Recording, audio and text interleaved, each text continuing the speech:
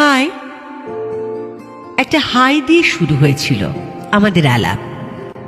তারপর ধীরে ধীরে গুছিয়ে উঠেছিল আমাদের কথার জাল। এই প্রথম দিককার কথাগুলো এখনো মনে আছে। খেয়েছো? ঘুমাওনি এখনো? আজ সারাদিন কি করলে? এমন সব ছোট ছোট প্রশ্নের ভেতরেই কি এক অদ্ভুত টান ছিল। তারপর রাত, ভোর আর দুপুর পার হয়ে তোমার টাইপিং আমার প্রিয় মুহূর্ত হয়ে উঠল। তুমি অনলাইন মানেই বুকের ভিতর কেমন একটা ঢেউ উঠত।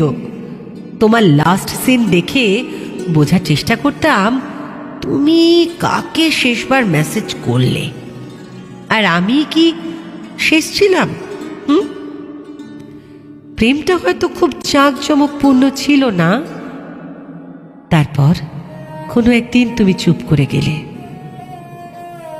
লাস্ট সিন বন্ধ হলো, প্রোফাইল পিকচার মুছে দিলে।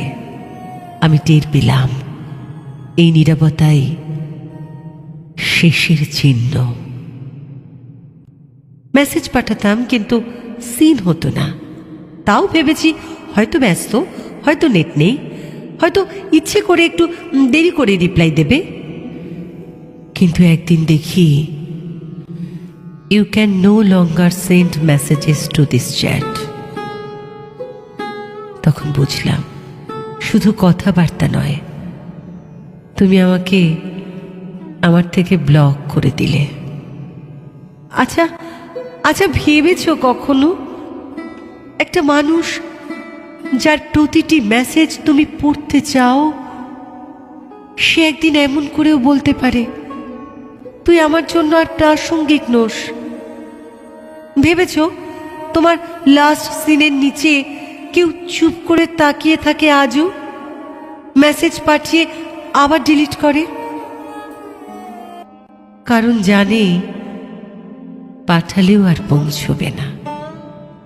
তবুও আমি লিখি, ড্রাফটে জমা রাখি, কারণ আমাদের গল্পটা হয়তো শেষ হয়েছে, তবে আমার বলাগুলো এখনো অসমাপ্ত।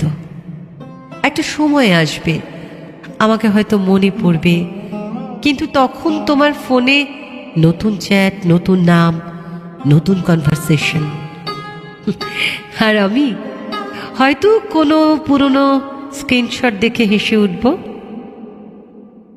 সবাই একদিন ফোন বদলায়, অ্যাপ বদলায়, কিন্তু যাদের হৃদয়ে